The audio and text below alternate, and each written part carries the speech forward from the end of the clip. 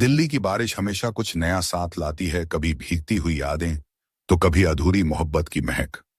ऐसी ही एक बारिश की शाम थी जब आव्या की जिंदगी में आरव आया था। कॉलेज में नई नई दाखिल हुई आव्या शर्मीली पर गहरी आंखों वाली लड़की थी। वहीं आरव फाइनल ईयर का स्टूडेंट, चार्मिंग, सेल्फ कॉन्फिडेंट और हर लड़की का क्रश। पहली मुलाकात लाइब्रेरी में हुई जब किताब उठाते हुए दोनों के हाथ टकरा गए। एक नजर में कुछ खास था। कुछ ही दिनों में दोनों की मुलाकातें बढ़ने लगी। देर शाम तक कॉफी, बाइक राइड्स और लाइब्रेरी की खामोशियों में खामोश बातें। आरव उसे हर पल स्पेशल फील कराता और आव्या धीरे धीरे उस पर पूरी तरह से भरोसा करने लगी। एक शाम आरव ने उसे अपने अपार्टमेंट पर बुलाया। बारिश हो रही थी और मोमबत्ती की हल्की रोशनी में आव्या के चेहरे पर पानी की बूंदें किसी कविता जैसी लग रही थीं।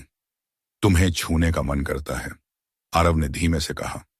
आव्या की पलकों ने इजाजत दी और उनके होठों के बीच की दूरी मिट गई। धीरे धीरे कपड़े फर्श पर गिरते गए और आरव के स्पर्श में एक नया एहसास था, कोमल, गहरा और चाहत से भरा। पहली बार आव्या ने खुद को पूरी तरह किसी के सामने खोला। वो रात सिर्फ जिस्म का मिलन नहीं था, वो एक आत्मिक जुड़ाव था, कम से कम आव्या के लिए। लेकिन मोहब्बत की यही सबसे बड़ी गलती होती है, वह भरोसा करती है। कुछ हफ्तों बाद एक दोस्त ने आव्या को इंस्टाग्राम पर एक रील दिखाई जिसमें आरव एक और लड़की के साथ था, बेहद इंटीमेट। ये तो उसकी गर्लफ्रेंड है यार, पिछले 1 साल से रिलेशनशिप में है, दोस्त बोली। आव्या के होश उड़ गए। आंखों से आंसू नहीं, सवाल गिरने लगे। मैं क्या थी, बस एक खेल। उसी रात वह आरव से मिलने गई। तुमने मुझसे झूठ क्यों बोला? आरव ने सिगरेट सुलगाई और बेमन से कहा। तुमने भी तो मना नहीं किया था। ये जवाब नहीं था, ये तमाचा था। आव्या की आंखों में अब ना आंसू थे, न मोहब्बत, बस ठंडी आग थी। 2 महीने बाद वही बारिश, वही शहर, पर अब आव्या बदल चुकी थी। अब वह आरव की तरह किसी की जिंदगी में सिर्फ मोड़ बनकर नहीं आएगी, वो खुद एक कहानी लिखेगी। उसने सोशल मीडिया पर अपनी जर्नी शेयर करनी शुरू की। विश्वास, प्यार, सेक्स और धोखे की हजारों लड़कियां उससे जुड़ने लगीं। उस रात की सच्चाई ने उसे तोड़ने की बजाय मजबूत किया था। और कहीं ना कहीं आरव की फिर पर वो देखता था उस लड़की को जिसे वो सिर्फ एक रात समझ बैठा था। अब हजारों लड़कियों की आवाज बन चुकी थी। 3 महीने बाद आव्या अब पहले जैसी नहीं रही थी।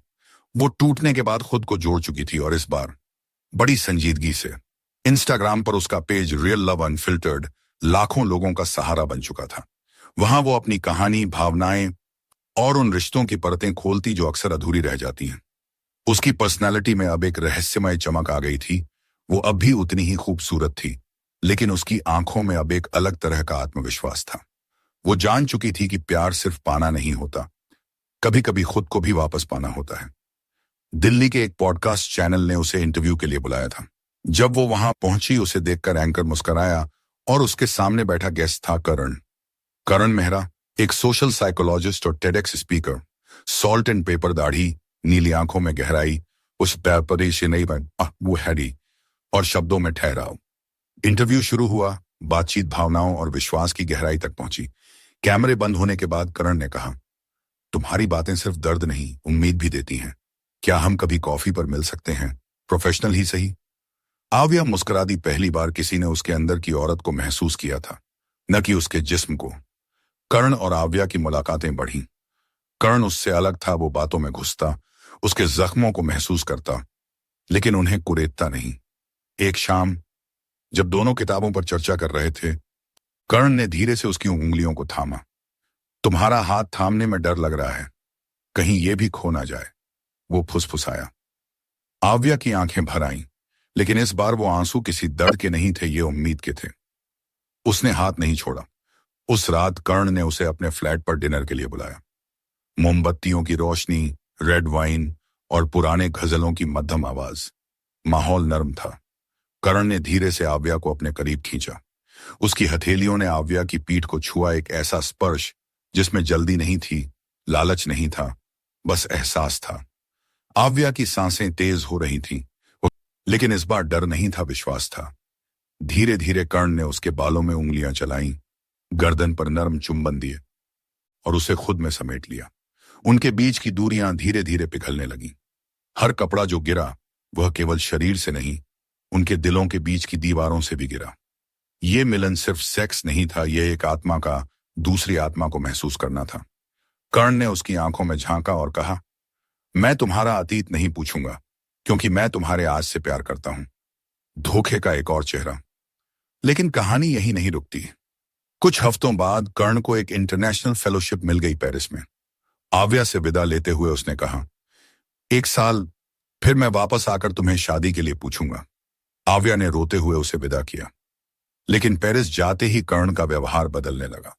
कॉल्स कम, जवाब देर से और वीडियो कॉल पर नजरें चुराना। एक दिन आव्या ने उसके सोशल मीडिया पर एक लड़की के साथ उसकी क्लोज तस्वीरें देखी। टैग में माय पेरिस म्यूज। दिल टूटना जैसे उसकी किस्मत में था। आव्या अब कौन है?